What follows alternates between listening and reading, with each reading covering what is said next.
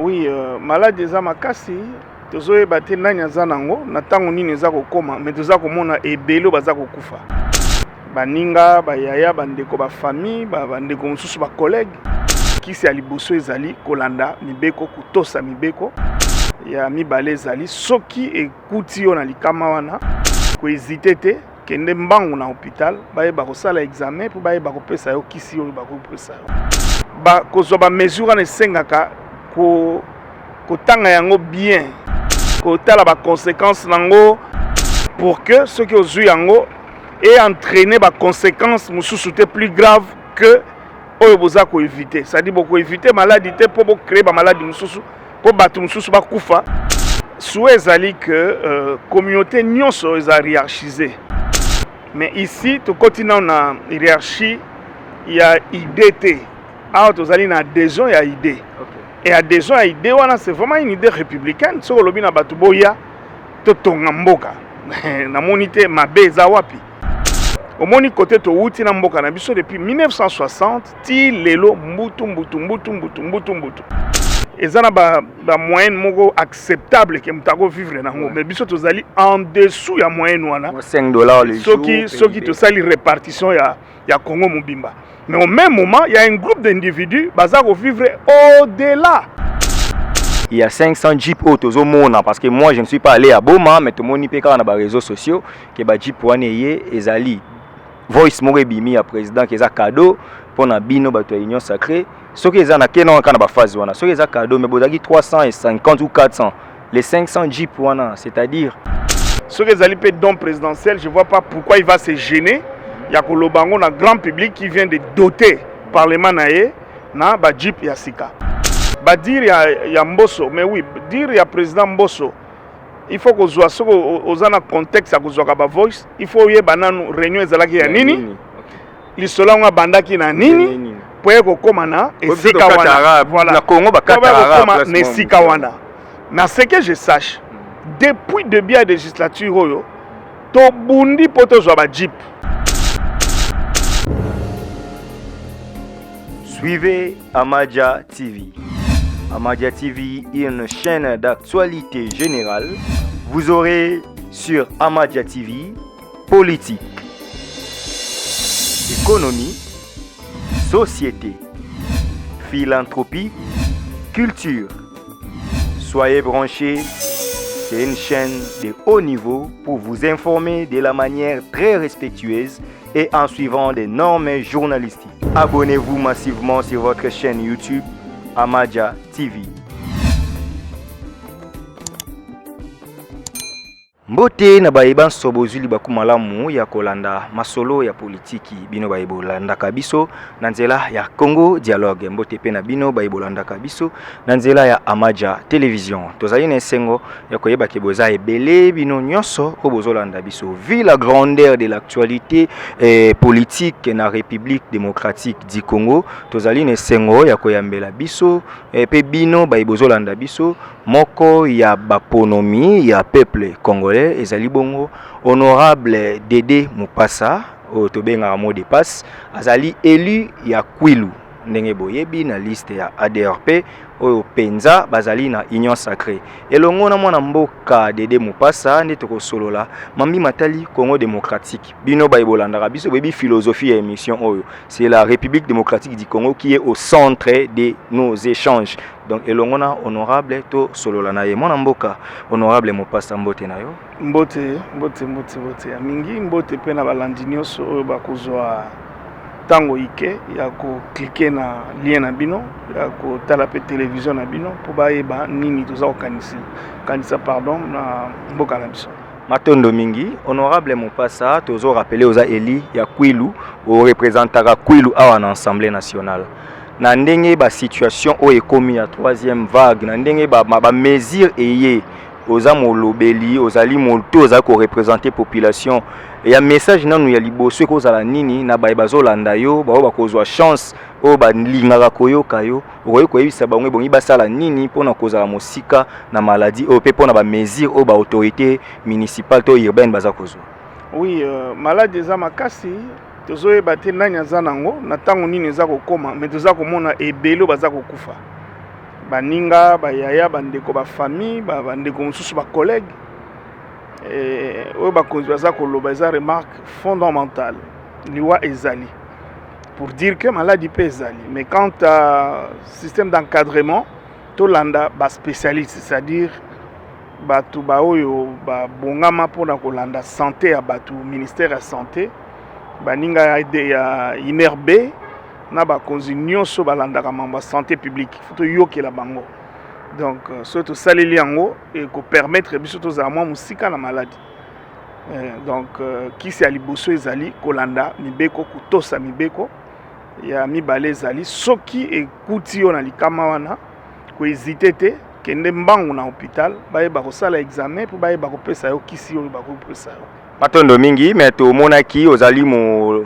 député national question oyo mpe tozozwa yango epa na yo mpo oyebi mpe Kinshasa mingi tomonaki lobi moleki awa mboka mpenza Kinshasa ezalaki na loyenge na décision ya gouverneur bien que na nsima ye kozongisa yango mais badécision oyo edérange bato babi totuna bino pourquoi bozotika bino bagouvernant bozotika bagouverner na basituation ya impasse alors que boyebi bacondition de vie na biso na Kinshasa kodimine mbala moko bato ya bato na kati ya bus na kati ya transport en commun et les acquis population lelo oyo on vous accuse ya kotika peuple oyo atikala isolé bozo sungaye lisusu te réaction na yo honorable ezali pasi parce que tokoyo évoluer na contradiction te parce que bakonzi bazali wana eza bakonzi bino boponaki alors soki aza kozwa ba mesure ezali ba mesure ezokende mpona kobatela bino mpona kobatela population bobosana teke na kati ya population bakonzi mpe balaka na kati na sens que baza mpe na bafamille baza na bapapa baza na bamama bana na bango moko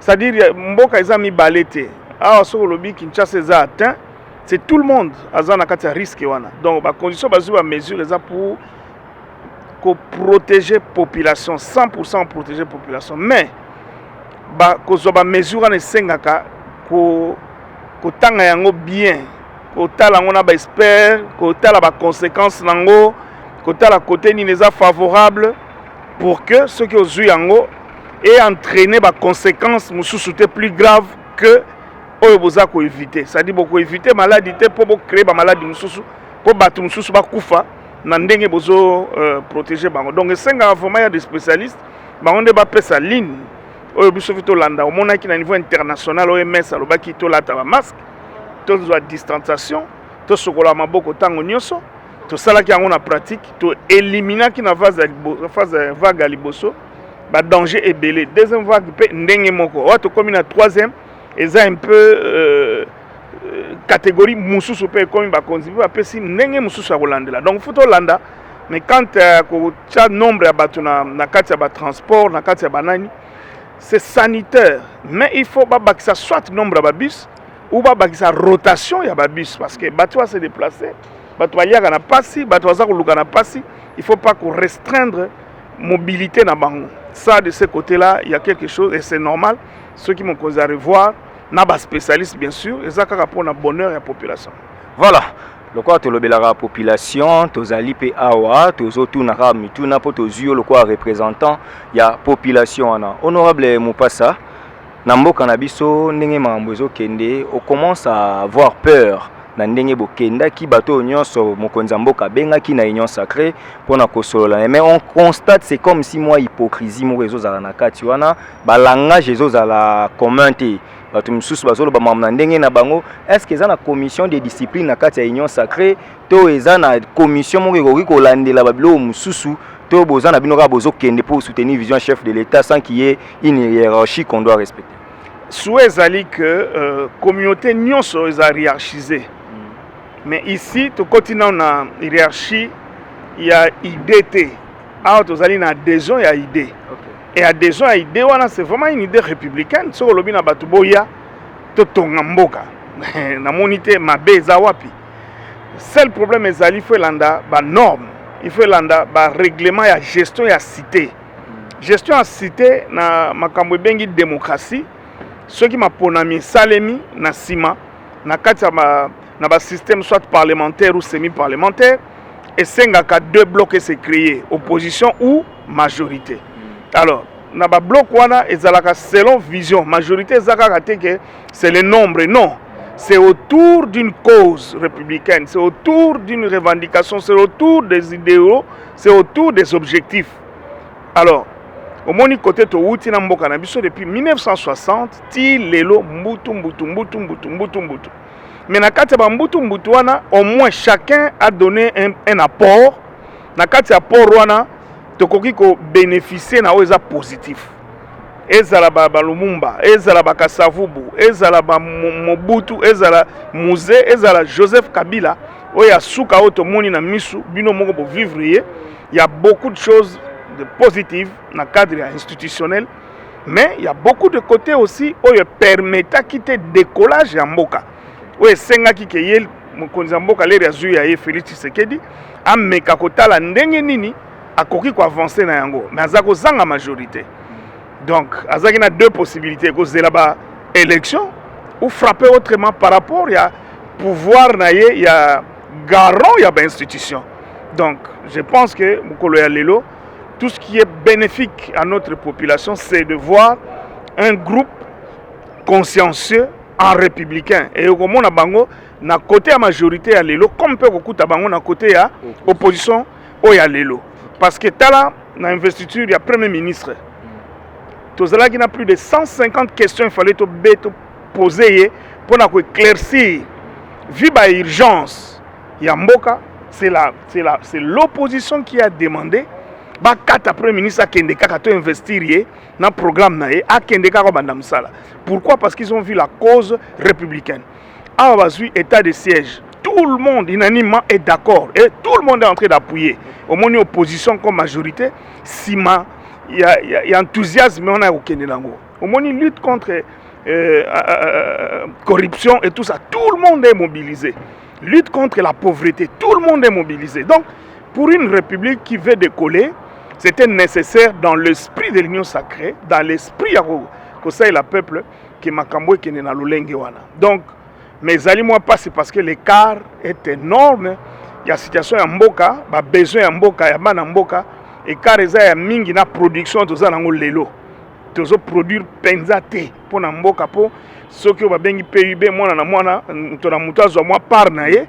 Ils ont permis de décoller, ils ont en dessous il y a moyenne parce qu'au moins ils ont une moyenne acceptable que nous vivre mais biso tozali en dessous il y a moyenne wana $5 les jours ceux qui te sali répartition il y a Congo Mobimba mais au même moment il y a un groupe d'individus bazako vivre au-delà il y a ce wana maintenant il faut que pesa ce wana ekita na oya nani pe et ça la moins équilibre et tout bunda ensemble et tout ça et il y a une réforme na côté justice, na côté économie, na côté paix et nous sommes bimara puis na parlement où ezalaka validé na ndenge ya baloi na parlement. Mais on a constaté que na pouvoir na bino la justice ndenge bande comme sou bazolo ba commis instrumentalisé, politisé parce que la justice élève une nation mais ces derniers temps c'est comme si la justice est comme une chasse aux sorciers. Récemment poto kendeka bref récemment ba dossier ba carte visa ezo déplaire na bande comme sous est-ce que c'est cette justice que le peuple voulait pour un état de droit ou c'est la justice où ils ont la chasse aux sorciers? Mais oui, mais la carte visa, ils ont la justice, il y a bien une presse. Nous avons une presse, nous avons une carte visa. Nous avons une carte visa qui gère carte visa, histoire de ça sert à quoi carte visa? Et on l'a utilisé dans quel contexte? Au moins, débat jusque-là, ils ont un débat à presse. Et c'est de votre droit, votre pouvoir, c'est de finer, c'est de fignoler, de mettre à la place publique, d'orienter. C'est de bonnes guerres. Mais maintenant, sous Kanango Ezali, justice. Ndeko Lobake, voilà. Namibeko, modèle Bosaïlaki, et Sengeleki Bosalabo, et Tefengi Bosaïlabo. Ou à Salaki Nambeba, voilà, écoutez, boé. Alors, mais Binonde, le Kolabozana n'a résultat final, abstenez-vous de donner des conclusions de justice parce que ce n'est pas votre apanage. Ils ont pouvoir dans binoté à couper sa conclusion il y a justice. Donc, mais au moins c'est un bon débat, il y a c'est normal. Toujours à la justice, certains dignitaires ou certains bénéficiaires des immunités, au lieu de la protéger par rapport à la poursuite judiciaire. D'un côté, on a élu, bloquer justice, et de l'autre côté, on a justice a l'excès des pouvoirs et pas élu. Devant un élu, autre occasion à Royambaye, solution qu'est-ce qui doit être fait, plutôt qu'est-ce qui doit être fait et qu'est-ce qui est fait maintenant. Non, nous devons respecter bande naïe. Nous devons respecter bande naïe, na esprit républicain, parce que c'est ça qui est plus important. Aussitôt qu'on met l'intérêt commun à la population, il y a un cannabis, parce que biso tu as option, il y a pouvoir équilibré. C'est-à-dire il y a 3 pouvoirs, législatif, judiciaire, non exécutif. Alors, chaque pouvoir est en matière à collaboration, c'est défini dans la loi. Effectivement, vu notre culture, système on a emprunté en haut, dans le système anglo-saxon où il y a français, germano, tout ça. Alors, dans la pratique, dans la mers, même dans la vieille démocratie, ils ont eu quelques problèmes comme ça. Et il y a une dictature, c'est là qui 32 ans en Mboka. Il y a 2-3 ans, il y a un musée sans structure démocratique. Les 18 ans où on a 15 ans, il y a démocratie. C'est une pratique qu'il faut s'adapter. Et surtout, il y a pouvoir, notion de pouvoir et pas nabiso. Et c'est une notion très compliquée parce que depuis beaucoup qu'on a biso, tu as un pouvoir coutumier. Si les lots va céder dans nous, tu as un pouvoir clanique. Et ça a une supériorité, donc tout ça, ils ont pouvoir. Alors, nous sommes en Malembe, je pense, Mesana, et puis tu vois, espace. Mais quant à la justice, moi je pense que justice, ma lame, ma benango, et c'est l'eau qui a élite. Et l'eau qui a élite, na compréhension, parce que c'est écrit. Il ne suffit pas seulement de Kotanga, il faut au-delà de Koyeba Kotanga, Koyeba interpréter. Et interpréter loi, et ça va battre la côté de la classe, il y a interpréter. Il y a un justice pour que nous sommes balobaka. Ceux qui ont français, ils sont Lukanani, avocat. Donc c'est un domaine un peu spécifique. Alors, nous avons un débat de qui a raison, qui a tort. Mais ce que nous voulons, que la justice balance dans les alaka. Les alaka kati, nous soit droit, alors non, kati on a sembo. Parce que justice est sous kaka na kokata te. Et l'andara pe na procédure. Ce qui procédure pesami malamu te, conclusion na ngope bakondima yango te. Donc ezali procédure na kokata mokano. Donc c'est ça qui fait le tout de la justice. Rien que pour la procédure ça malamu te, bako rejeter dossier. Ce qui délai, ils ont respecté te, bako rejeter dossier. Par contre, cause en a raison, mais on respecte la procédure, on perd. Voilà les enjeux des enjeux du jeu judiciaire. Donc, c'est un domaine spécifique. Mais ce que nous souhaitons de notre pays, c'est que la justice soit balance, qui dit un bon droit et qui fait une justice juste. Voilà. Les droits est là de bien et de l'équité, juriste. Honorable, les loyaux, quand en matière en haut, ça commence à léser, tu vas vraiment à l'aise de poser aux questions OIT parce que ça fait parler tout le monde. Tu dis que aux attentes sous spécialistes en matière, on est quand même bénéficiaire. Aux a élus, chaque législature, tu dis qu'il va payer ça, Jeep, il y a crédit. Mais cette fois-ci, il y a 500 Jeep au monde parce que moi, je ne suis pas allé à Boma, mais tout le monde y peut quand on a les réseaux sociaux que Jeep pour aller et Zali. Voice Morebimi à président qui est un cadeau pour la bino de l'union sacrée. Ce qui est en phase, ce qui est un cadeau, mais vous avez 350 ou 400. Les 500 Jeep, c'est-à-dire, ça commence à être abstrait. Et Yosa Eli, Oyebi qui est Jeep, et ça occasion, il y a bien pour te dire que tu as l'olenge na bisoté, Jeep Oyo qui s'en est crédit, et ça cadeau, tout et ça caca normal, nous sommes en abîme. Non, mais au sujet à Jeep, je pense que il y a une voix officielle, il y a Parlement.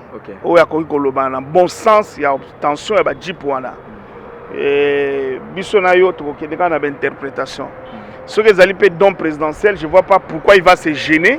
Il y a un grand public qui vient de doter le Parlement na Jeep et Sika. Alors, ce qui est l'Obamité, c'est que c'est pas cela. Dire il y a Mbosso, mais oui, dire il y a président Mbosso. il faut que soit ce aux un contexte à cause ba voice il faut y bananu réunion ezalaki ya nini lisolo nga bandaki na nini pour que komana et sika wana voilà na Congo bakata arabe na sika wana na ce que je sache depuis début de législature oyo to bundi poto zo ba jeep tolandaki abedashu groupe ya bato to kotisi na ba kombo a permettre pas te kamituka a permettre qui qui a coupé sa jeep à crédit pour une année bamsusu 2 ans mais mbutu ezalaki awa en tant que commerçant à bangi abino ya coupé sa bino crédit bakati assemblée na bino bosai nini bokena banyo bokei mutango nga kata assemblée zanani président de la république de deux tokei et pas ya oyo mususu ka oyo Hyundai oyo ya ba Hyundai pour na ba TX bato mususu bakie kuna ba souscrire to signer na ko signer kuto mais baboye ko mbongo toujours l'air monsieur Kabund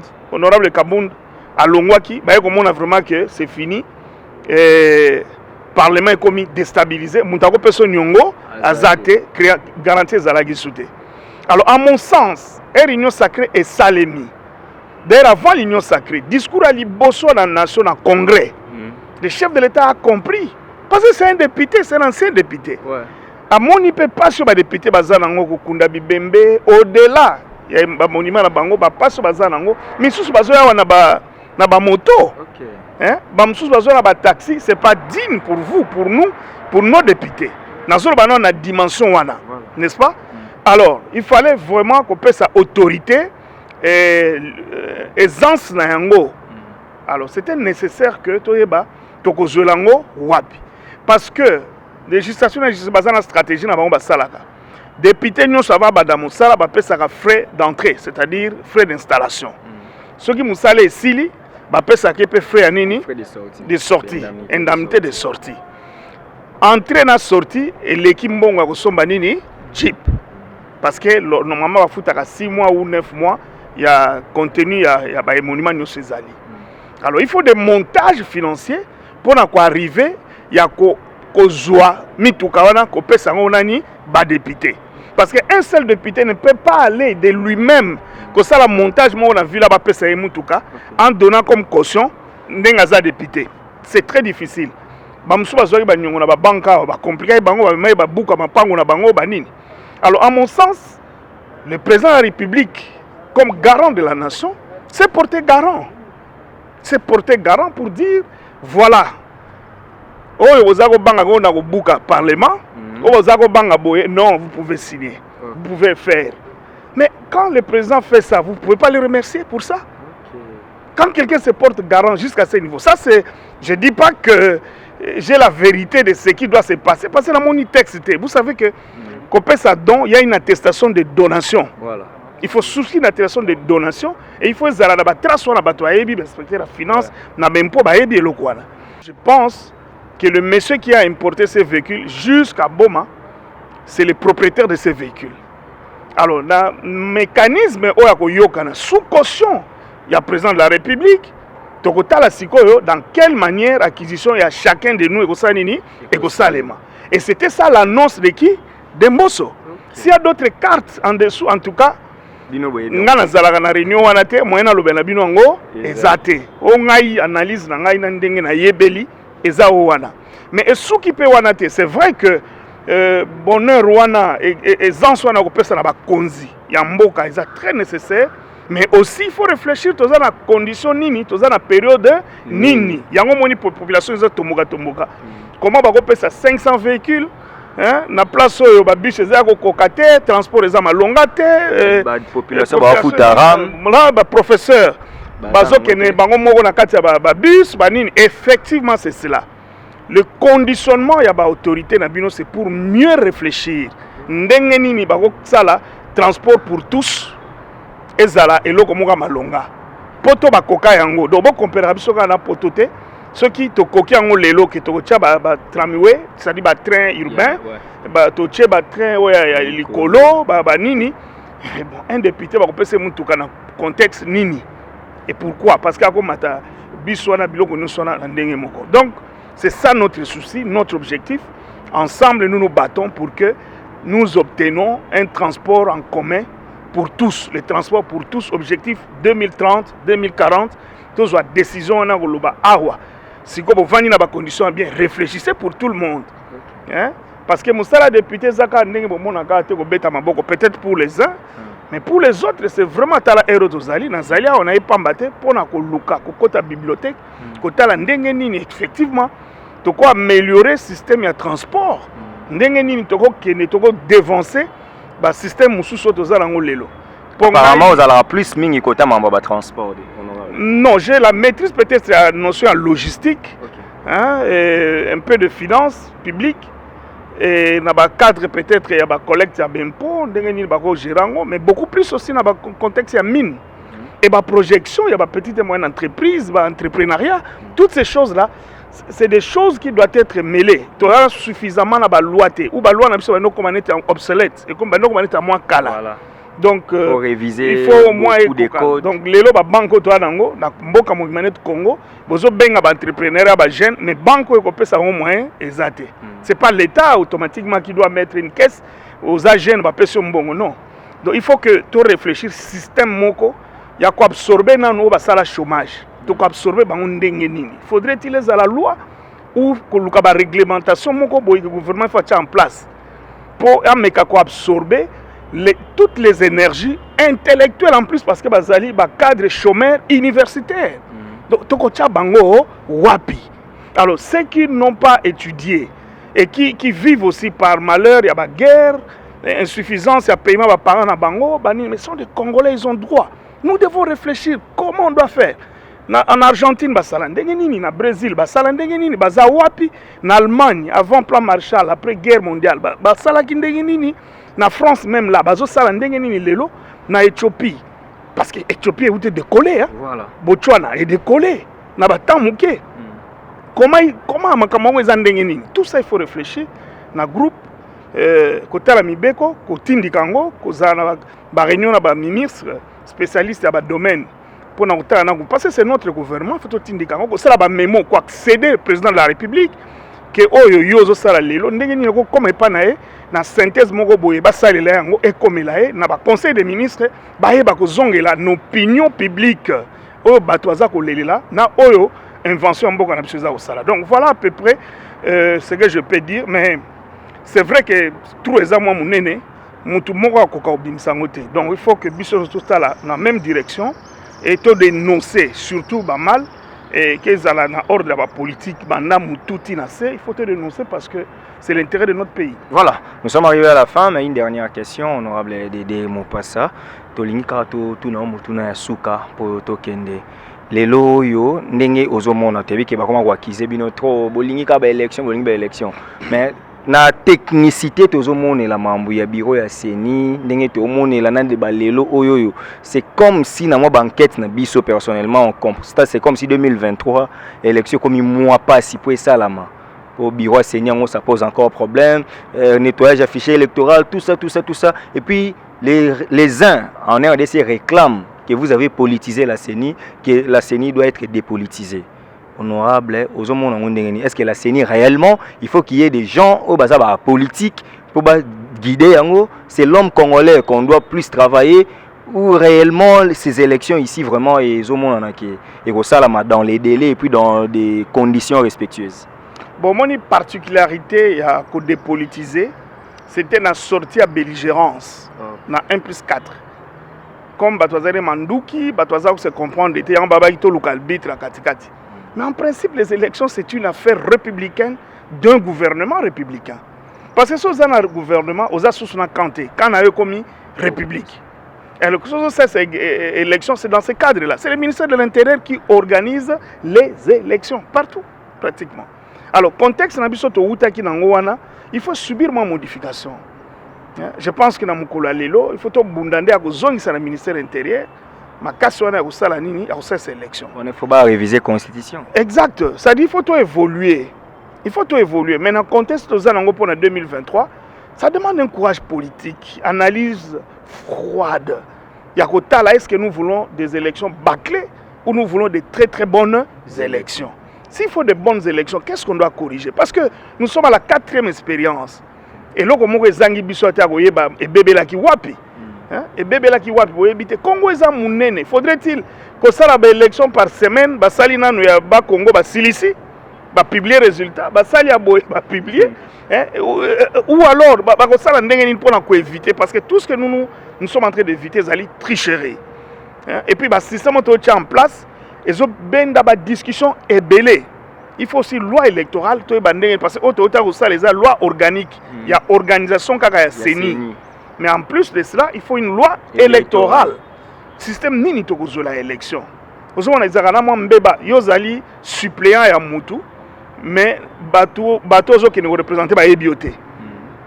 Par contre, dans la liste bateau bakende qui ba ki 3 4 mutu aleka ki na ba voix ndazo zo ba voix baninga aleki nango. Mais ceux qui a eu poste mususu be akufe be likambo. Il faut mutu azana sima ba voix na ye asala nini? Aya parce que opinion mona ki est akokisa ki nde critère te.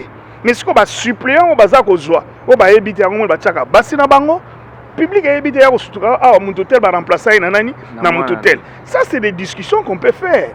Ça, c'est des discussions qu'on peut faire et que, et qu'on qui cause amélioration, n'a que, tous un peu plus objectif pour que, tout comme un système, il y a élection égale développement et non pas élection égale conflit et le conflit déterrorise la situation des systèmes de gestion, de gouvernance et conséquences, pas de développement. Parce que c'est ça qu'on a fait les 3 ans durant, les 3 cycles durant. Trop de conflits, négociation à négociation, dialogue et le plan du développement qu'on devait atteindre en 2020, 2025, 2030. Aujourd'hui, le Congo devait être émergent en 2030. Mais il nous laisse combien d'années? 7 ans. C'est le miracle. Toujours patauger quand on a 5 à 6 milliards à produire, nous devons faire un bonus, quitter les 5-6 milliards, comme on a 50 milliards à budget. Voilà, c'est ça qui est important. Merci honorable. Un message court. Oui, le développement du Congo, c'est les Congolais. Et les Congolais de partout, et les Congolais dans tout ce qu'ils font. Avec un regard sérieux, il y a oyo to mandataki auto pesaki bokonzi donc biso ba député ba ministre na bino ba gouvernance nyonso ya mboka to za la distraité ya koloba bon wana ya bango ya bisoté dans un système aujourd'hui aux la dénonciation il y a makasi parce que bino bokomi force bo récupérer force na bino mais bon za la pété na batak ya pamba ya distraction un moko ezangatina tout ça mais bon ça nous recule.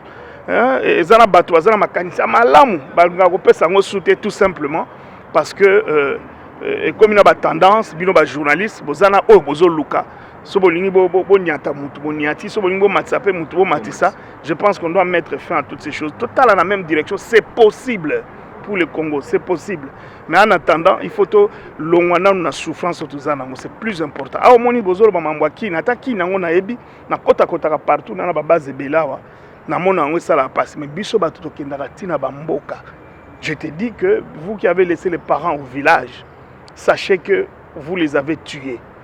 Si je dis vous, c'est-à-dire nous qui venons en ville, qui bénéficions de leur courage de nous faire étudier, en retour ils ne reçoivent rien. Mettons beaucoup d'intérêt au développement rural.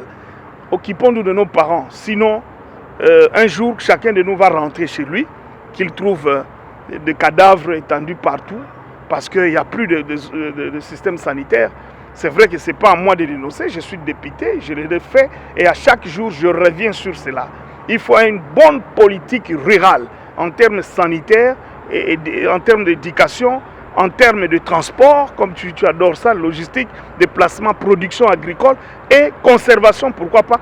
Il faut inonder l'électricité. Rendre l'électricité accessible.